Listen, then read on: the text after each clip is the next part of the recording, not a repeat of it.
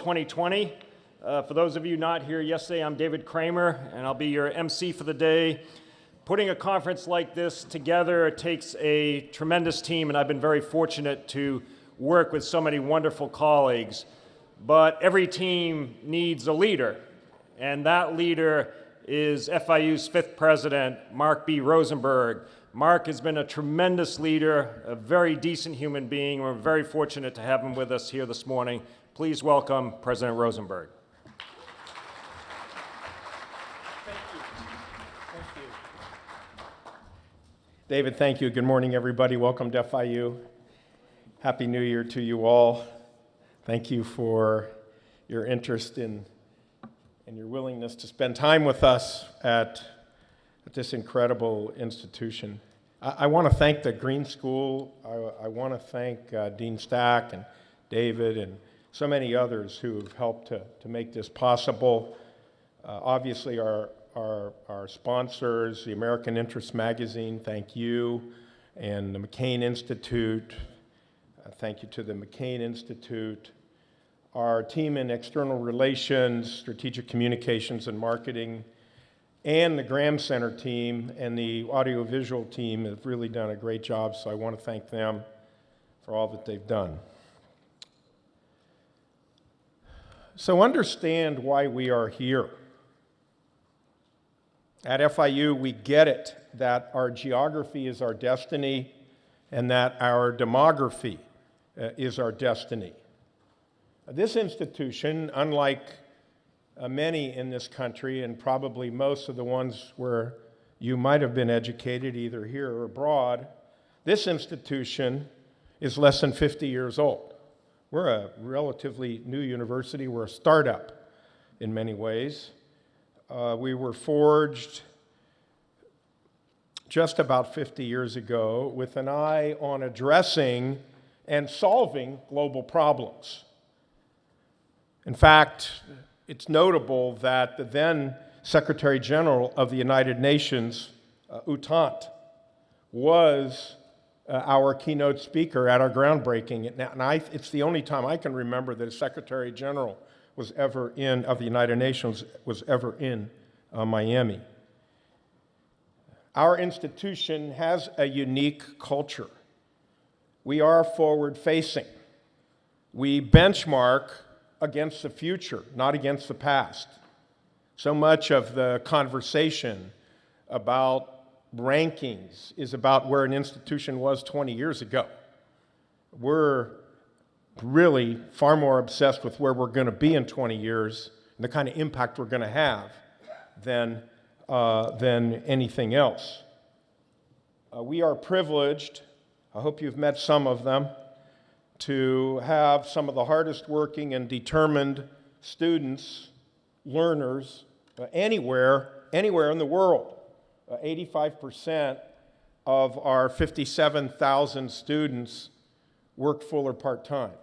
Let me repeat that. 85% of our students work full or part-time.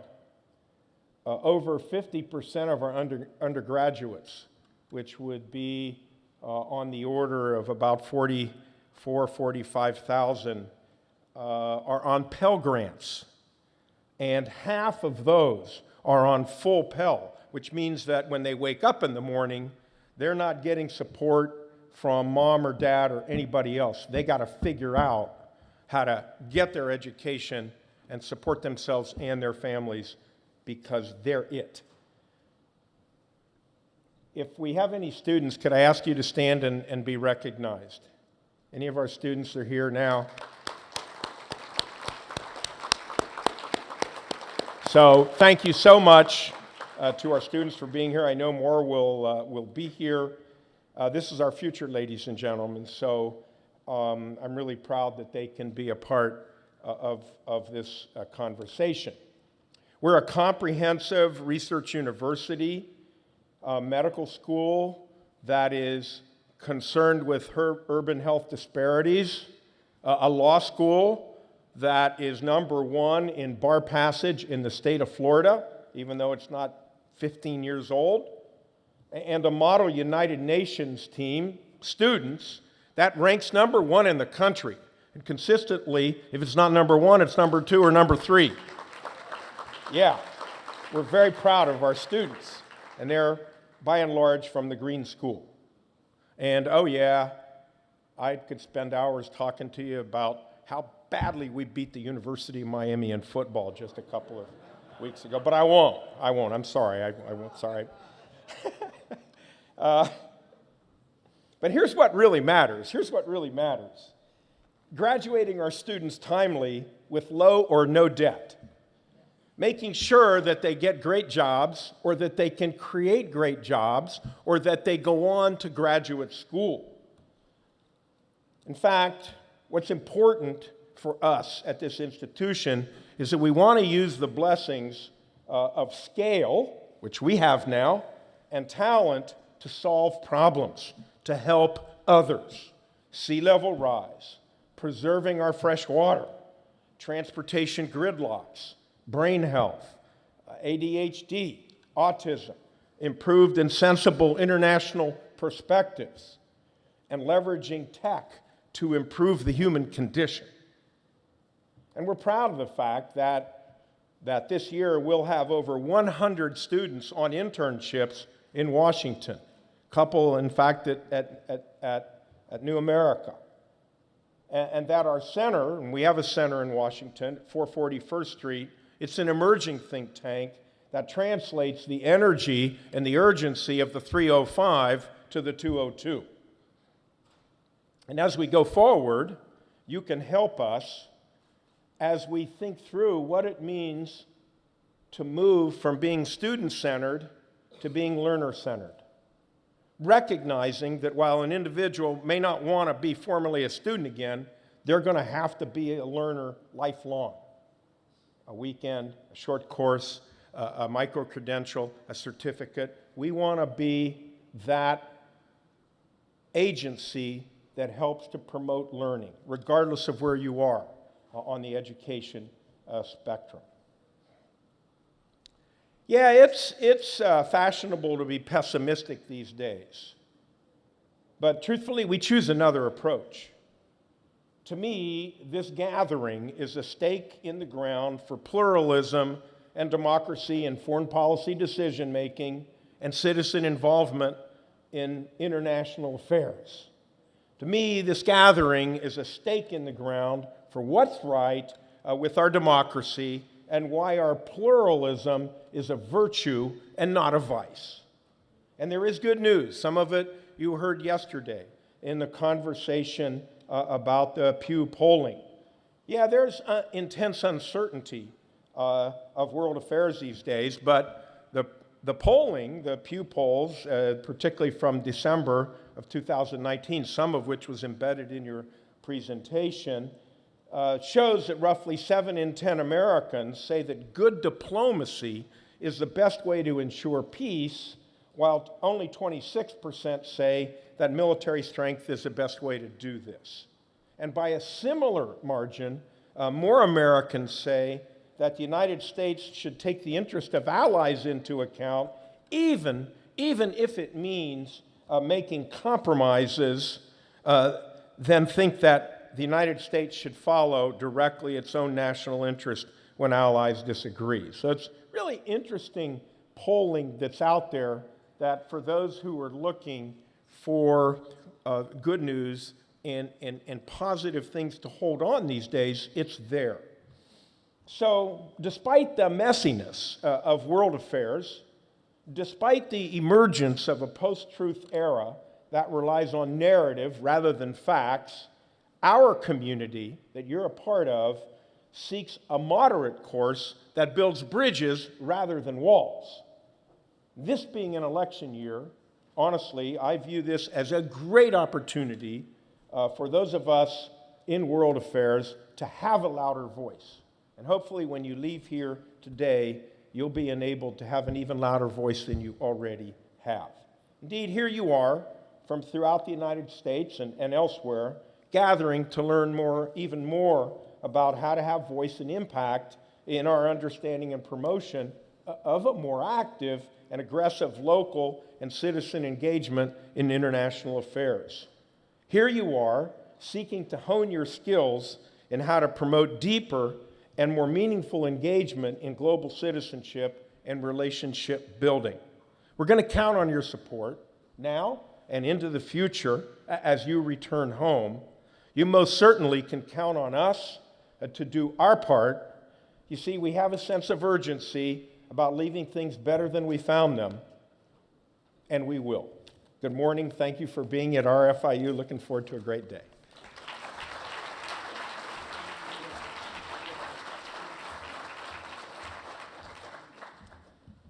President Rosenberg, thank you very much. As you can see, this is why I love being here at FIU. We are going to get right into the first panel of the day. We have a full day of sessions. The first one is launching the new Initiative for Democratic and Economic Alternatives, Ideas for Cuba, moderated by Martin Palous, who is the director of the Vaclav Havel Program for Human Rights and Diplomacy and my colleague in that effort. Joining him, and come on up to the stage, are Lincoln DiazBalart, former U.S. Congressman and chair of the Congressional Hispanic Leadership Institute. Hola, Marcelo. Whoop. You're on. Rosa Paya, President, Latin American Network of Youth for Democracy in Cuba, Decide. José Carlos Sánchez Berzain, former Bolivian Defense Minister and Director of InterAmerican Institute for Democracy. And Maria Verlau, Executive Director, Cuba Archive. Yeah, Martin, it is over to you. Thank you very much. So, good morning. Our intention already has been introduced. We are launching a new project called Ideas for Cuba. And you can immediately raise the question why we are launching a new project, because Ideas for Cuba have been around for decades, and the Czech Republic I am kind of representing here has been involved in discussions for years. First, it's very appropriate to thank the state of Florida, who decided to support this initiative, which gives us a certain, I would say, credentials. And also I have to mention our major partner in this effort, Inspire America Foundation, and its executive director, Marcel Felipe, with whom we are now in close cooperation. I was with him recently in Prague. We had the opportunity to meet with the Deputy Prime Minister, with the Foreign Minister, and with other dignitaries. So I think that we are pretty good in establishing significant and important international communications. Yesterday at one of the panels here, someone mentioned that in 2020 there are other international actors in the field besides those who were active in our happy moment of history 30 years ago when the Berlin Wall fell down and we were liberated from shackles of communism that had burdened our existence for more than 4 decades. Obviously, this is a very topical question, and because we want to focus in this panel on international relations and geopolitical context of the Cuban situation, certainly we have to face a tough question: what are the differences between 2020 and 1989, and how eventually we can overcome new diversities related to with this fact? Can some experiences, our experience, be replicated? I think that it can, but we have to take it cum grano salis with certain cautions. I immediately can bring into discussion some international processes of the past that were useful, that had helped us to keep things moving, such as Helsinki process that really resulted in the end of 1980s in the fall of communism. Obviously, we are in a different situation. So my question to all panelists is cooperation in strategic triangle, I mean United States, Europeans, and democratic countries of Latin America as major partner in this effort, possible or not? And eventually, what can we do to overcome differences? because I think the basic statement is that we have same goals. There is a goal to commit ourselves to freedom, freedom of Cuba, freedom of Cuban citizens to make their choices as far as their future, with all the implications for the region. So I will first start asking Lincoln DiazBalart if he can give us his assessment and his answer to my question. Well, Martin, it's a pleasure to be here, and I want to thank FIU and President Rosenberg and David Kramer and Dean Stack and the leaders of this institution who are doing an extraordinary job. And I want to thank them for hosting us. And you for this initiative, the Ideas for Cuba initiative, which I think is very timely. Before we talk about international cooperation for a minute, which obviously is indispensable, let me just bring forth a suggestion for this Ideas for Cuba project. When change comes, it comes very quickly. It surprises many. Change is going to come to Cuba. It's going to surprise many, but it's inevitable. At that time, when the Cuban people recover their sovereignty, their self-determination, and an election comes, and the Cuban people express themselves after the organization of political parties, and whether it's for a constituent Congress or a constituent assembly, ideas from experience, a clearinghouse, a menu, if you will, of what the former communist countries in Europe did will be very useful. And so if you can get a couple of students and say, pick 4 or 5 subjects, and pick 4 or 5 countries, Poland, Czech Republic, Hungary, perhaps 1 or 2 of the Baltics. What did they do with regard to property, where it's commercial industrial property, residential property, health, education, foreign investment? Pick 5 subjects and pick 5 countries. That menu of what the countries that were oppressed and then had transitions to democracies did, that clearinghouse, that menu will be extremely useful to the legislators of free Cuba. And you see, we human beings have a tendency to want to discover the Mediterranean. What Europe has done, what the countries that were oppressed in Cuba, in Europe, have done, will be very useful. So that's a suggestion that I want to reiterate to you, Martin, and to those who work on this Ideas project for Cuba, because it has not been done. We have many meetings, many ideas are brought forward, but the actual practical examples of what was done in the successful countries that had democratic transitions on very critical issues that will be facing the Cuban people, that has not been done. And it's not that hard, but it takes a little bit of time. So that's a suggestion that I think would be very useful and that would be unique as well as useful. International cooperation. Obviously, international cooperation is extraordinarily important. I lived in Spain at the end of during the transition from Franco to democracy. Europe made it extremely clear, there was no doubt, that Spain and Portugal and Greece could not aspire to the institutions of what was then the European Community and now the European Union. They couldn't aspire to membership. And all that the membership has meant, I remember the economic advisor to the Prime Minister of Portugal telling me a few years back, all the gold we brought from our colonies, from Brazil and our other colonies, was insignificant compared to what we got from Europe in assistance for development. Europe made it very clear. Until Spain, until Portugal, until Greece have democratic institutions, until the people have free and fair elections through multi-party elections, don't even aspire to membership. And it took 10 years after Spain was a functioning democracy for Europe to admit Spain. And so that's the model. Unfortunately, we don't see that in this hemisphere.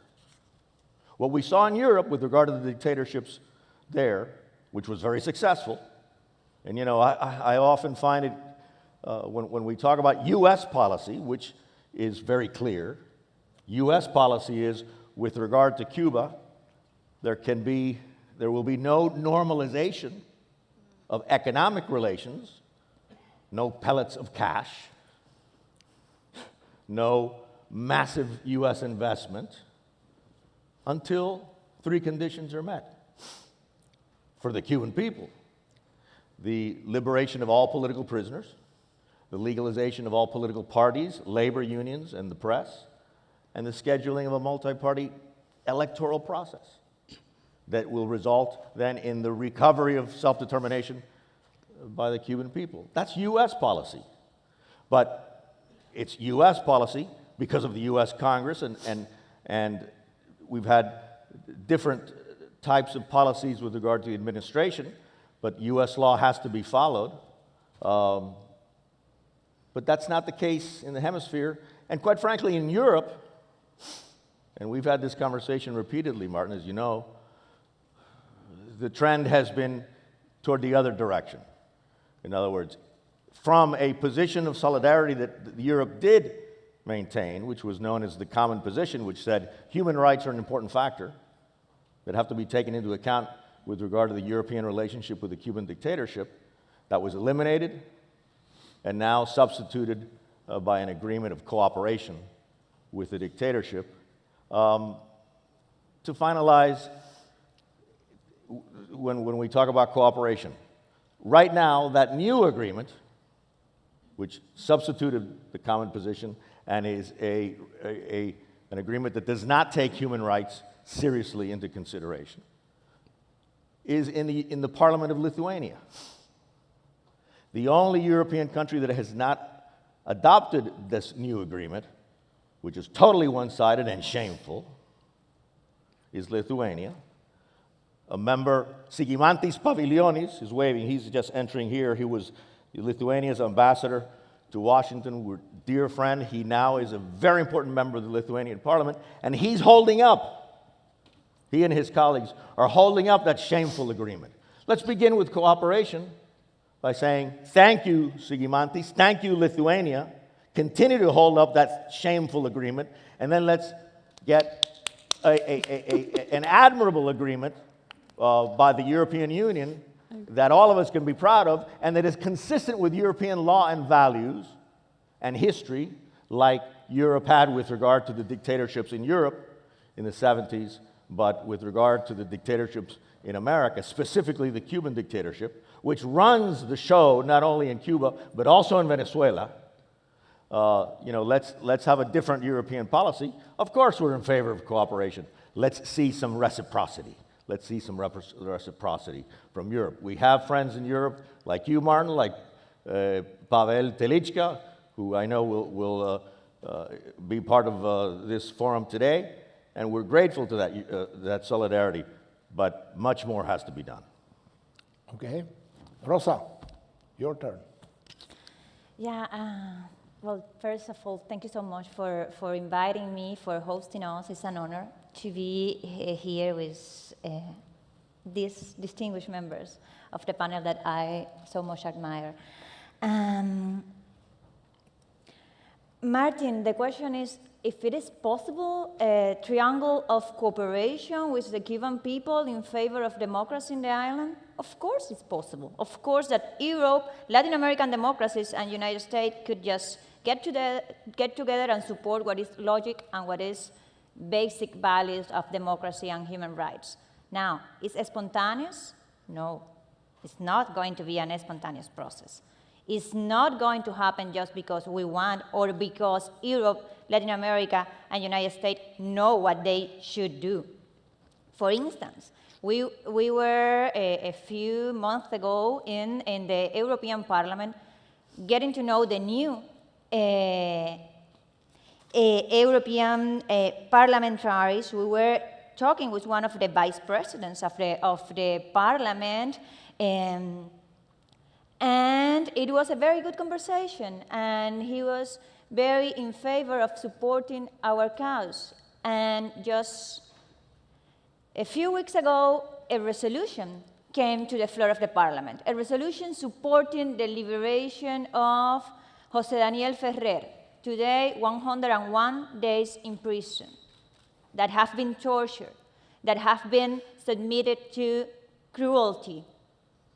That same vice president of the parliament voted against a resolution that is not even about, it's not even about the change in Cuba. It's about human rights. First step, liberation of a dissident. Why he did it?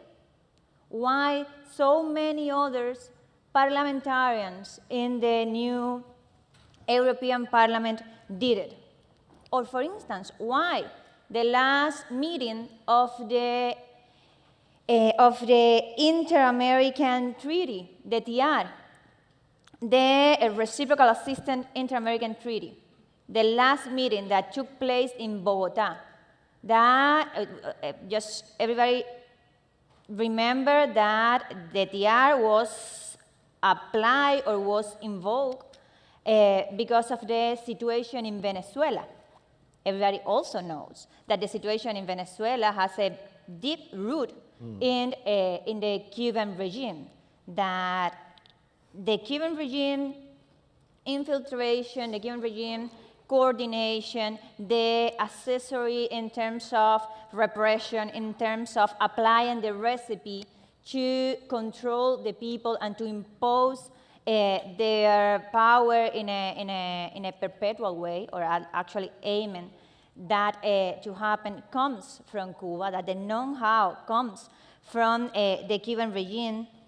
However, the 13 members of the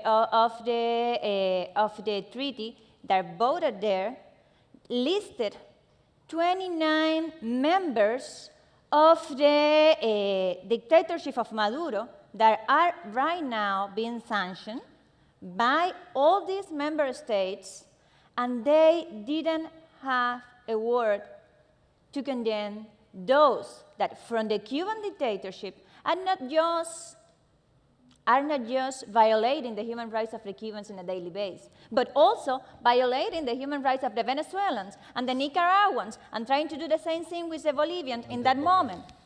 That never happened. Why? They don't know that? Oh, they know that. United States know that. The members of states in Latin America knows that. Europeans, my friend, the vice president, also knows that. The point is that we are not. This is a fight with two forces, and the other force is very well organized, very well active, and it has at least 3 elements that have been winning the battle in a consistent way for the last decades. And one of them is now public and denounced, and it's the organized crime. When we talk about the Cuban dictatorship, when we talk about the Venezuelan dictatorship, when we talk about Evo Morales, when we talk about Daniel Ortega, we are also talking about leaders of the organized crime, people that is involved not just in drug dealers, but in weapon trafficking, in human organs trafficking. I mean, you name it, criminal activity in the hemisphere, they are involved. But there is another factor. Because, of course, that they are criminals in power, but they are in power, and there is the factor of the ideology that have been alive within our hemisphere and beyond for decades, and that is very related and identified with communism, a totalitarian ideology that also is the basis of the communist parties in all Latin America, basis of social movement and NGOs in all Latin America and beyond, and organized then, and could provoke things like what happened in Ecuador a few months ago, or what is taking place right now in Chile, or what happened in Colombia, by the way, during the meeting of the TR in Bogota. I'm not mentioning examples that I think or imagine that are related with the Cuban activities or the operation of the Cuban dictatorship in the region. I'm mentioning facts. The Ecuadorian government had to expel more than 250 persons that came from Cuba with official passport just a week before the crisis started in Ecuador. And I'm not going to extend myself because I'm sure that Maria will have much better information than I have related with the coordination that has an ideological root coming from the Cuban dictatorship in the whole region. And of course that the two factors, ideology and crime, are connected with and are being implemented in the region and in Europe and beyond by a very effective apparatus, which is the Cuban intelligence apparatus. I'm going to finish right now.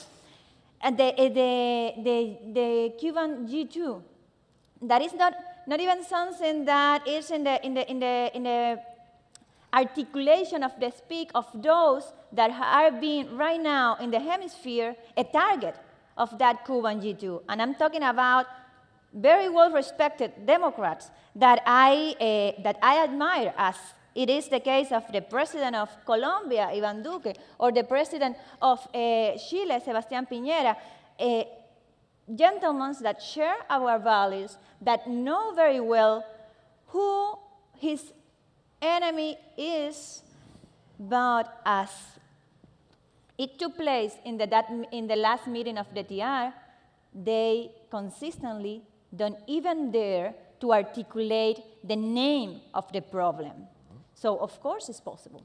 Mm-hmm. It is possible, but we need that will to at least answer to the aggressions that right now are not just made against the Cuban people, are also made against a lot of the democratic governments that we still, so far, have in the region. I think that the champion in all this have been the General Secretary of OAS, being able to say what we are just mentioning today, right now. He was with us in October in the Freedom Tower, and he said it very clearly.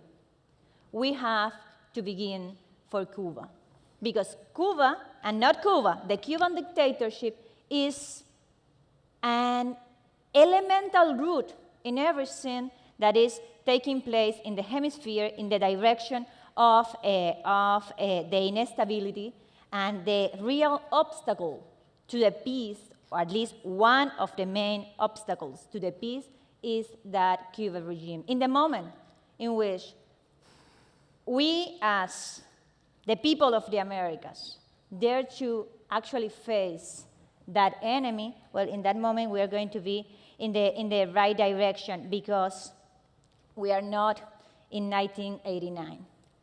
In the sense that we have seen how 1 million people in the streets is not taking down the Maduro dictatorship. We need both forces. We need the citizen mobilization, but we also need the international support, and a very firm one that is ready to support and to save that people that is willing to risk their life in the streets. Very good. Juan Carlos. Thank you, Martin. Thank you very much. Thank you for coming, Lincoln, Maria, and Rosa Maria. The answer is yes, it's possible, but the question is how. I have an idea. The problem in Cuba is a new denomination. This is the Castrochavism. In Espanol, el Castrochavismo is the name of my last book. What does mean the Castrochavism now? Describes the transnational organized crime system that usurps political power in Cuba, Venezuela, and Nicaragua, and before November 10 in Bolivia, which should be a trade and organized crime structure and not as a political process. The difference is that if we look at Cuba with a political process, this is the wrong way. Cuba is the chief of the group or the organized crime in the Americas. If the international community can apply the Palermo Convention to regime in Cuba, Venezuela, Nicaragua, and the former regime to Evo Morales in Bolivia, the condition changed. And it's the time to think the Castro-Chavism offensive in the Americas make it the imperative to consider an end of dictatorships. Desestabilizing action to democratic system and governments in Colombia, Ecuador, Argentina, Peru, Chile are part of the Castro-Chavism offensive directed by Cuba and comprised by Venezuela, Nicaragua, and Bolivia. Premeditated acts that using the total range of the criminal capabilities are put into motion to destabilize and to end the democratic leaderships of those who were all along identifying this government's crime, but who did not have the will to make a decision to end them. In my opinion, the problem is the condition of the situation, the Cuba regime with a chief of this group, the organized crime. It's not a political process, it's a crime process. And the international community has the instrument. The instrument is the Palermo Convention. In the year 2000, the community signs the Palermo Convention. The Palermo Convention has 3 amendments. The first amendment is applied to this kind of conduct. If the international community changed these conditions,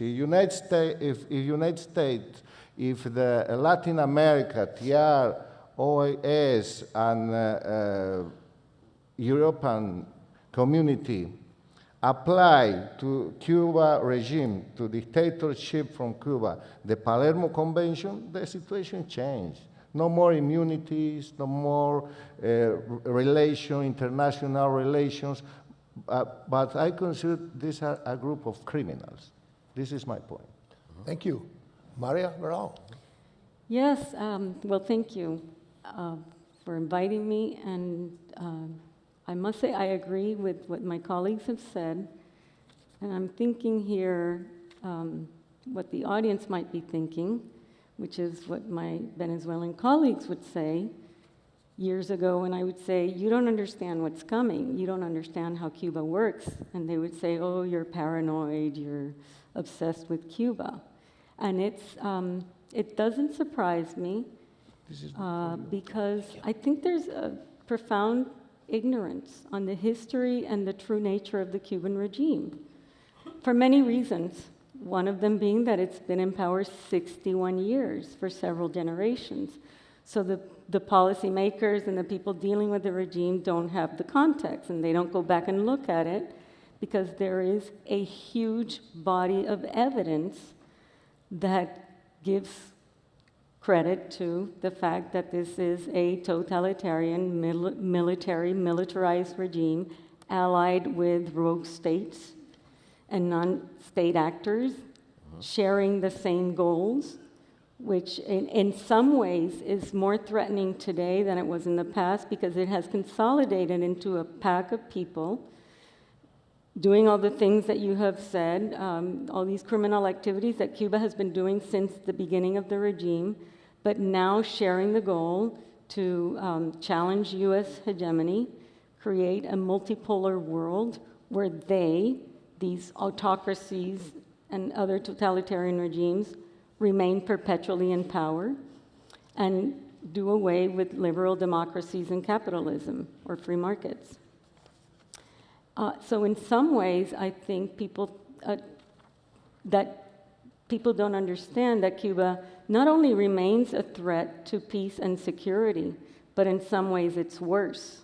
And it's worse because of this, and because Cuba has managed to erode resistance to its own totalitarian model, to the human rights violations of its own people, and to its continuing intervention, subversion of democracies in the region and worldwide. And again, I mean, I wrote a book last year that was published last year that I wasn't planning to write, precisely because I saw the need to explain how Cuba managed to occupy Venezuela.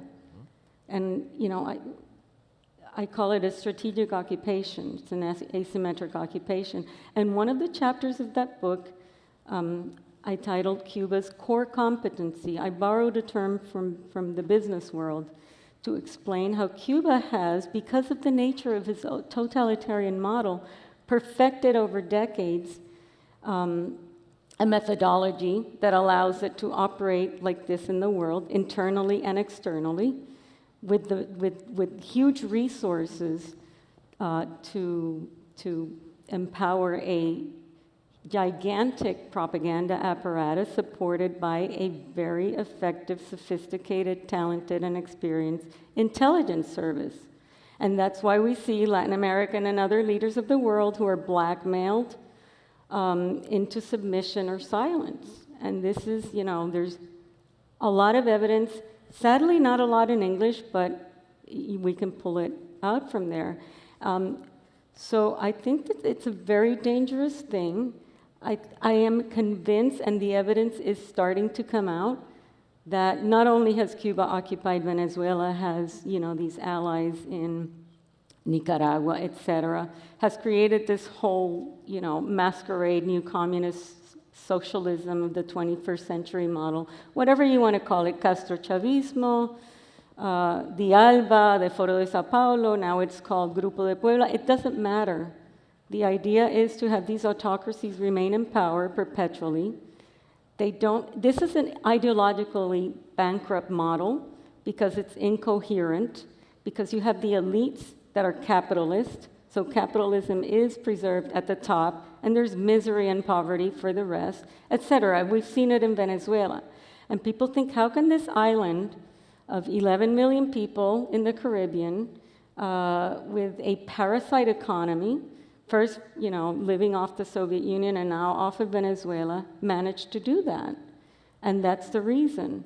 So I think before, you know, ideas for Cuba, what we can partner with is to try to educate on the true nature of this regime, because it's the only way to combat it. Thank you. So now you will hear European voice, Pavel Telička, who cannot be here, but he videotaped his message 3 days ago or 4 days ago.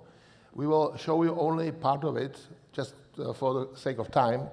The whole thing will be available on our webpage. So please, Pavel Telička.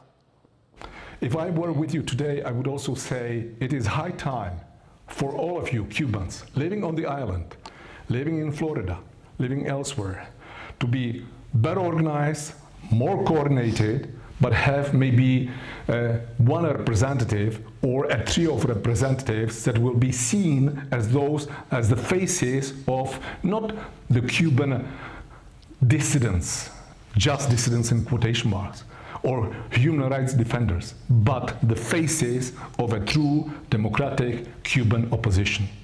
And then some of us, whether it's Martin Palous, whether it's in the US or elsewhere in Europe, or me vis-a-vis the European Union, we can be, let's say, the appendix, so to say, that will help guide you through some of these rough waters and make sure that those that are competent, that have the responsibility for the relations of Cuba, will take up the issues that you come with.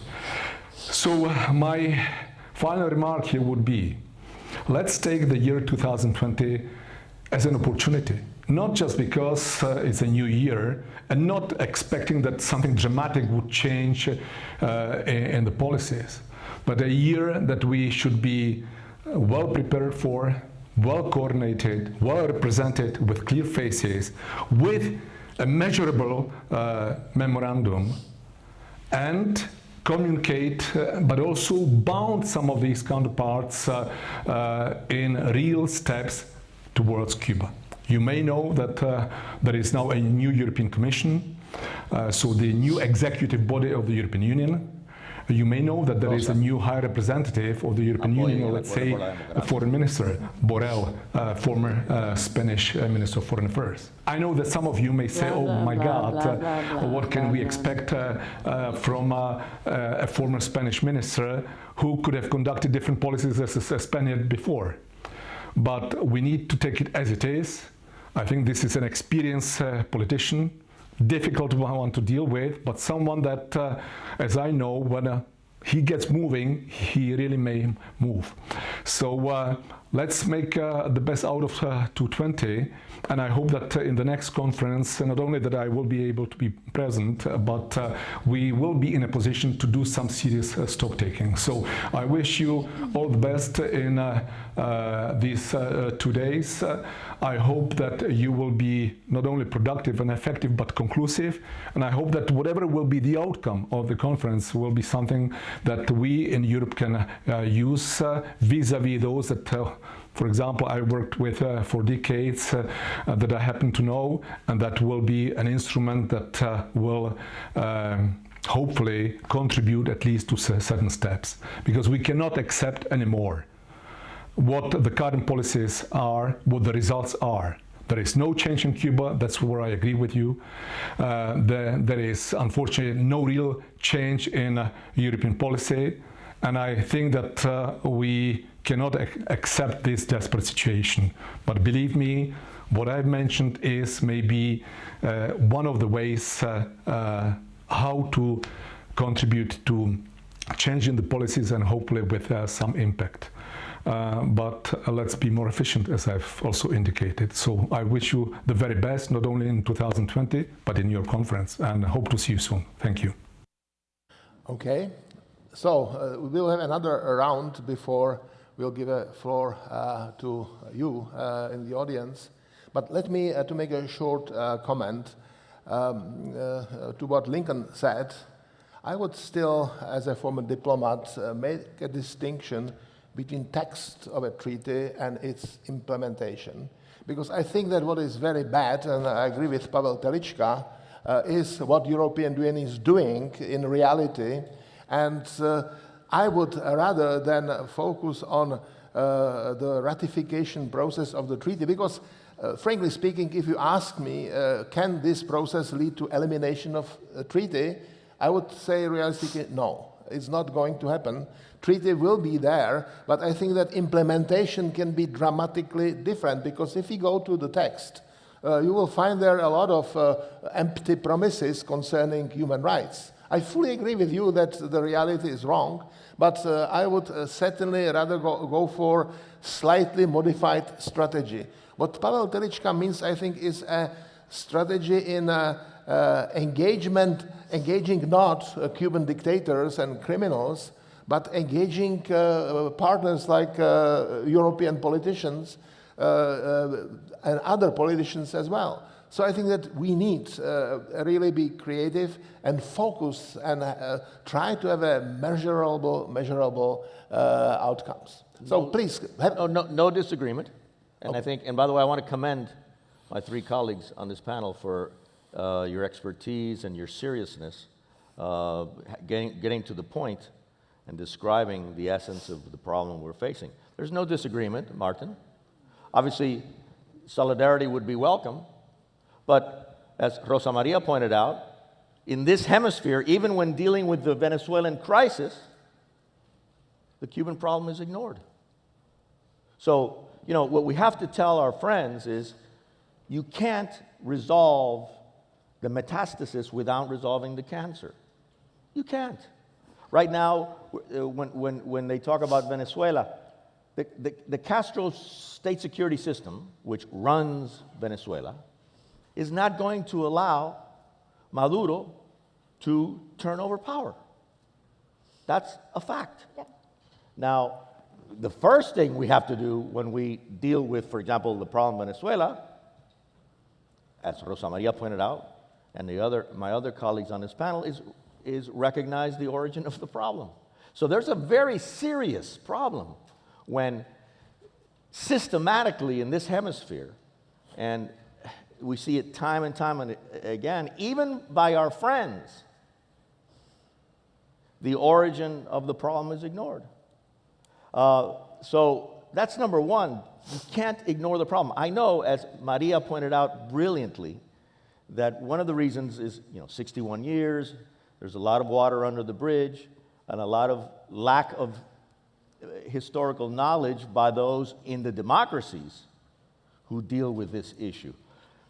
Yes, the origin of this problem, as we see it today, was the international security guarantees that were given to Fidel Castro in October of 1962 to end the missile crisis. Whereas Castro was able to spend the rest of his life saying, the United States is out to get me. No, he was protected by the agreement that ended the missile crisis between the two superpowers at the time. A lot of people don't know that. It's a comfortable way to be the leader of anti-Americanism when the superpower treaties is protecting you at the same time that you're the leader of anti-Americanism. But that's a reality which Maria pointed to. People don't know but in essence, we cannot continue to ignore the origin of the problem of this criminal enterprise, as Carlos pointed out, a criminal enterprise, which is the nature of the Cuban regime. It can't be ignored if we want to solve problems in this hemisphere. Okay, Maria wanted to say. No, I wanted to mention yesterday there were two panels. One that I came to, one was on migration, and the other one was on human trafficking. And interestingly, I bet few people in this audience know that the two main sources of revenue of the Cuban state are a huge business of human trafficking. Cuba traffics its labor force all over the world, and including to a country in the European Union, Portugal. And I have met with many of the victims of this situation. And the other thing is, and by the way, the revenues from that is around $10 billion, according to Cuba's official statistics. The other one is forced or compelled migration. So the assistance from the Cuban exile community / diaspora, just from the United States alone, is calculated at $7 billion a year. So this is the type of thing that this regime does, and you don't see the outrage.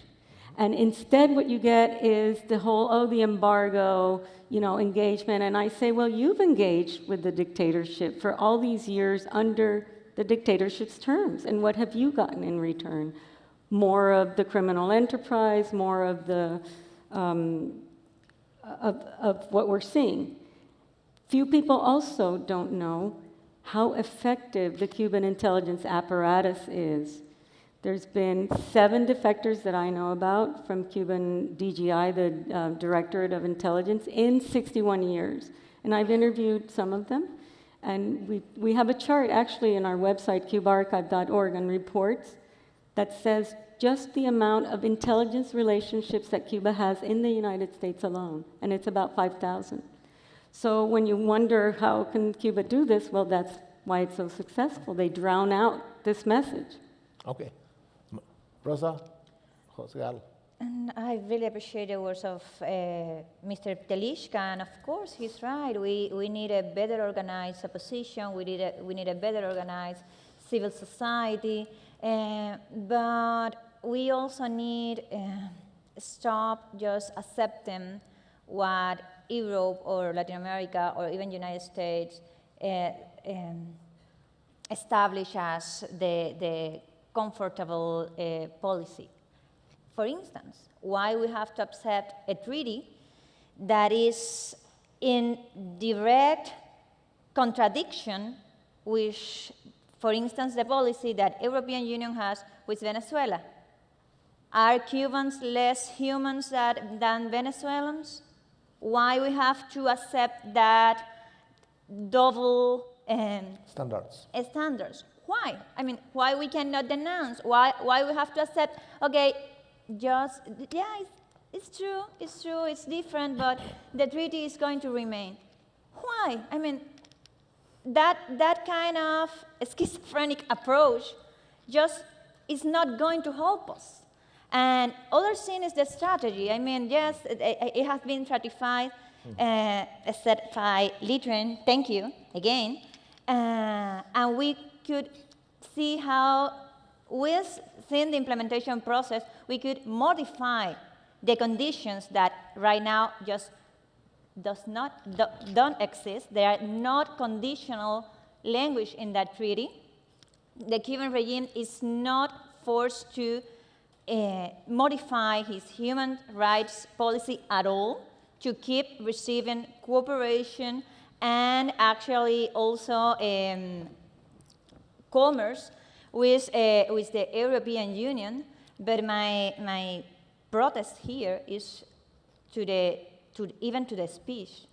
We don't have to accept that conditions. We don't have to accept that double standard. We have to keep denouncing, even when we have to deal with that, even when we have to try to use it in the best possible way. But that needs to be part of the public speech. I agree, but I need to insist in the Cuba condition, the dictatorship. This is an organized crime structure. It's not a political process. Let me remember a short list of the crimes from Cuba, Venezuela, Ecuador with Correa, Bolivia with Evo Morales, Nicaragua with Ortega. The narco traffic. These countries are narco states. Cuba now is a narco state. Venezuela is a narco state. That Bolivia from Evo Morales was and are a narco state. Cocaine. The other crime, terrorism. Support to ELN from Colombia and Las FARC, the famous Strait of Peace. Where is Cuba? It's a crime organized. The other crime, people traffic. What about the doctors in America? People traffic in the 21st century. And human rights violations. This is a crime. Okay. I'm seeing that we are getting closer to Q&A period, but let me wrap it up very quickly. I fully agree with you that the basic context of discourse, and especially maybe in Europe, need to change. It seems to me that many European countries are not taking sides on the old issues, whether they are pro-Castro and against Castro, but they are indifferent. They are not aware of all these dangers you have here so vividly described, and I certainly understand that, and because I'm closer to that, I believe that it is the problem. And I think that this is the basic task of Ideas for Cuba, to change the discourse, not to get trapped in the old language. I fully agree with what President Rosenberg said here in his opening statement today, that we need to focus on the future more than on the past. But the past is with us, and we need to find the ways how to get over it. I think that this new international approach to Cuba is the must. What Rosa said about this accord between Cuba and the European Union, there is a termination clause there too. So I think that Europeans at least should be asked, if Cuban regime is what they do, they should, in the context of the treaty, use termination clause and say, no, we are not going to do anything, and just go to the similar position as articulated by Lincoln. So I think that we are here. Yeah. And it's much worse in this hemisphere, though. Yeah. In other words, as Rosa pointed out, But here you have our friendly democracies in the hemisphere being attacked as we speak by a movement to a great extent instigated and coordinated by Cuban state security, and our friendly democracies, their leaders, do not even mention the word Cuban dictatorships, Cuban dictatorship. So, that's much more embarrassing than the European context. The European context, we've discussed more, but I think it's profoundly embarrassing that the problem is ignored even by those being attacked by the problem. Okay, so let's turn it to you. Two mics are ready here, so whoever wants to come with question or comments. Okay, let's start with Omar Lopez. Please introduce yourselves when you speak, and I see a gentleman over there. Omar. Okay, my name is Omar Lopez Montenegro. I was a human rights activist in Cuba, one of the founders of the human rights movement, and the human rights director of the Cuban American National Foundation. So my question is very precise. And first, I want to congratulate the panel, people that I know and I admire and I respect your work. And I think the idea initiative is a good idea. But I have been hearing about international cooperation. Rosa mentioned the idea that people demonstrated in the streets needs international support. And that happened. That happens in 1989. Solidarity has a huge international support. And I think also that the moment at what time is coming, and change is going to come, as Lincoln says, and I think that's very conclusive. Yeah. Whether the regime like it or not, change is going to happen. Mm-hmm. But I also believe that the cooperation agreement is a chain. And I share the ideas of Lincoln about that, and I share the congratulations to the Parliament of Lithuania. We've been there on December, just months ago, lobbying against the agreement. And I think it should be rejected. We need to find a way to reject that agreement. But my question about ideas, the project, the initiative, is only going to be focused on international cooperation or also internal cooperation? Because it is important to assimilate the lessons from the people who have been successful in changing totalitarian communist anti-democratic regimes, as Lincoln said. But the experiences are not only what they do after the regime collapses. There are a lot of learning experiences about what they did to change the regime. So the future starts when the regime changed. So we need to know also how they did it.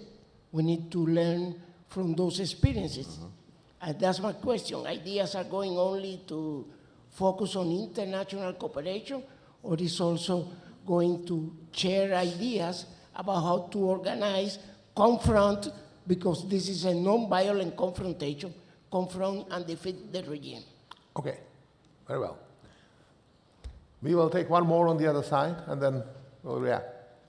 Hi, thank you so much. Good afternoon. My name is Veronica Carbonell. I am a sophomore here at FIU, double majoring in international relations and political science, here with the Model United Nations team as well. So thank you so much to all of you for this excellent panel, for giving us such eloquent answers. So my question is essentially regarding movements for democracy as well as regime change. And we hear it all the time in the news about whether or not US intervention is truly the right way to go. And we hear it in countries like Venezuela and Iran currently right now, but also among others. So in terms of Cuba specifically, is successful democratic regime change that does not disrupt the fabric of the region possible? And if so, how should the US best approach this? Thank you so much again.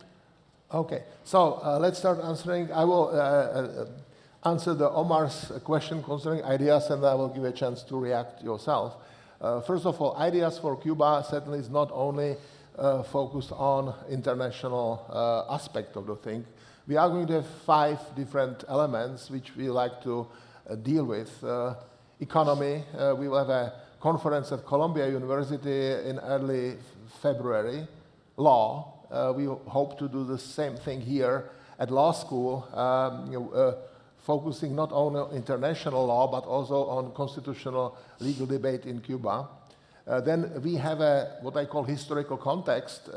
We've published a book, The Present of the Past, in which Cuban section is very important, trying to put Cuba in to a certain collective memory mindset. So we certainly focus on that element too, and then we will have an independent culture as an instrument for liberation. So certainly we are trying to have a whole span of things. Just following up what Lincoln said at the very beginning, I think here are certainly the lessons that can be used from our own experience, privatization, restitutions, reconciliation, so on and so forth. Now, pick 5 countries, pick 5 issues. That can be very useful to the legislators of the future. With regard to your question about intervention, I would use the word solidarity.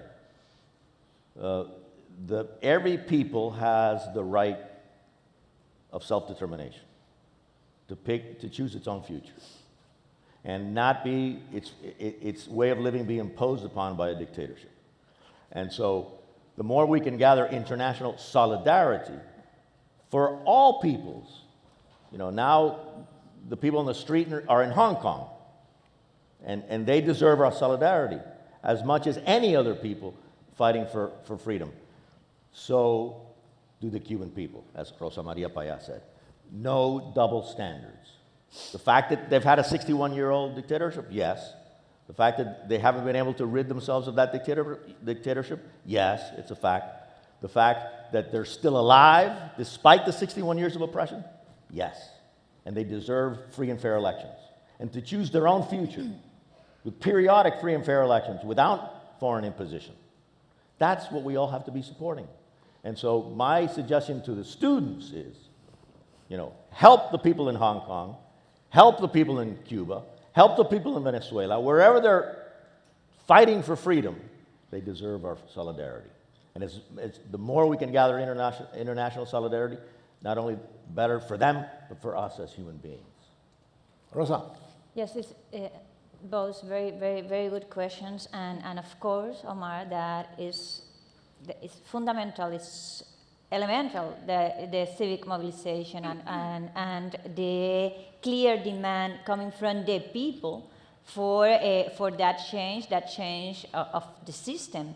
And of course, there are a lot of challenges there, especially in a totalitarian regime as the Cuban regime.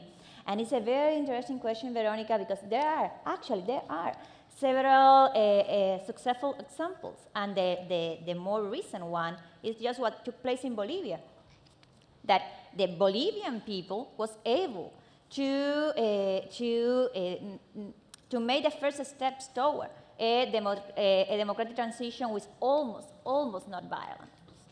And of course, it had the support of the international community and a strategy that was very well aligned also with what the OAS was doing in Bolivia. Now, there are several differences also. I'm not saying that the model can be copy-paste and applied to Cuba or even to Venezuela. And because there is a very elemental and serious difference when the military is controlled by the regime.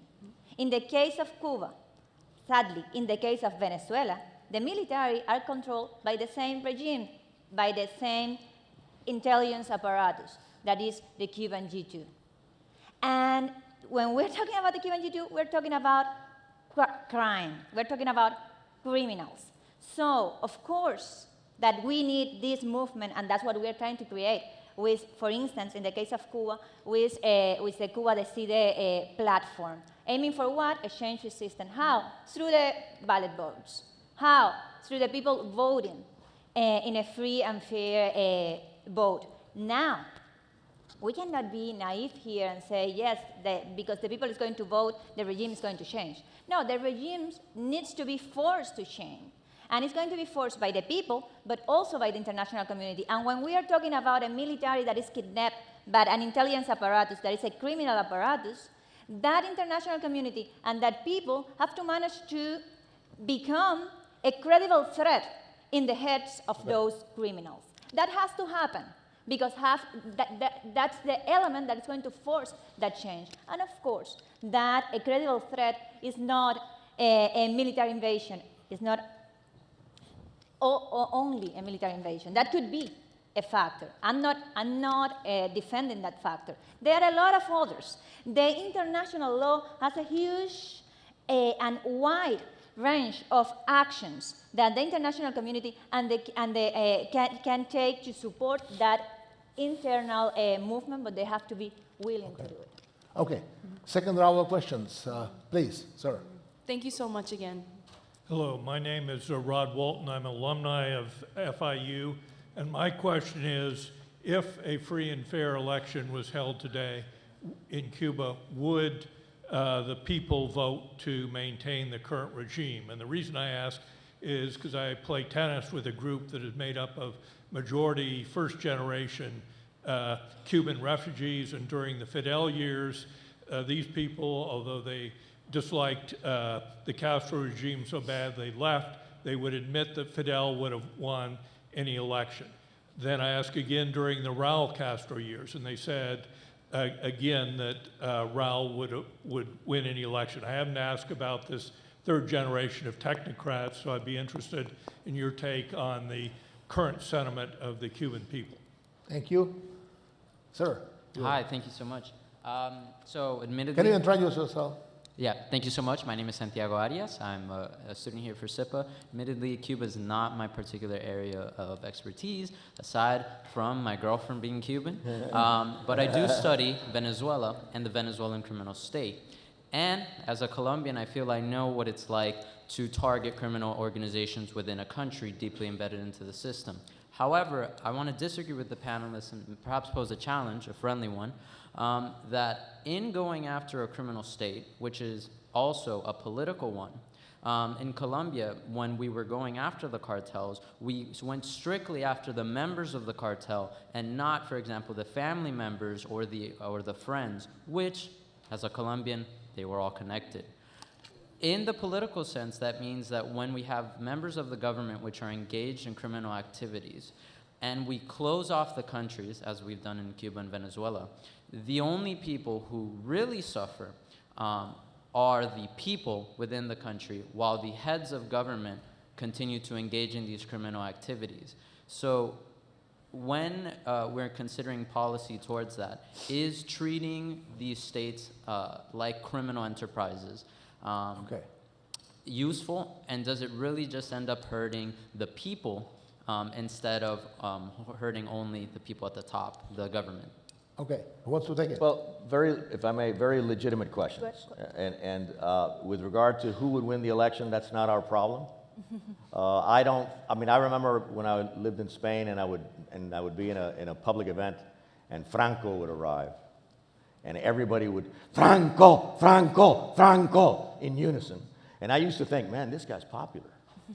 Well, finally when elections came, they got the Francoists, pure Francoists won, 0 members of parliament.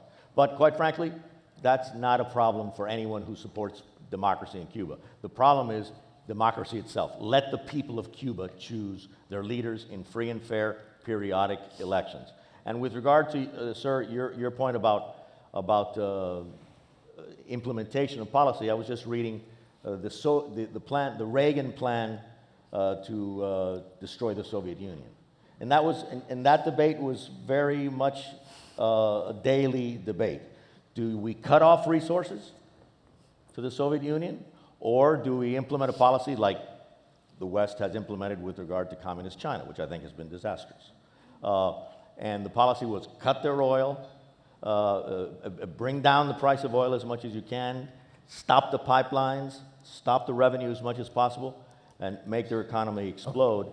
And I think history has shown that that policy with regard to the Soviet Union worked. It's a very legitimate question, yours, and it would lead to much discussion. I happen to think that the important thing is to, as much as possible, limit the resources that the tyrants have to oppress the people and export their oppression and destabilization. A very good question. I see the time, the watch, so we need to close it here. I would love to thank to all panelists for their challenging and very focused and interesting contributions. Let me to wrap up again with my experience with students. I've started a class 2 days ago on democracy, human rights, and I have a bunch of Cubans there. So it's so beautiful at FIU to have a combination of academic approach, because that's what universities are doing, with students being exposed to practical questions that can have some implications, and I think that you have contributed to challenge them in a very good way. So I think that you need a round of applause, and thank you very much. Great. Thank you very much. Thank you to the panel. Thank you to Martin. If panelists can go that way. And All right, thank you, David. switch mics. Carlos. We're going to go through a transition here. Please let the panelists get at the back of the room.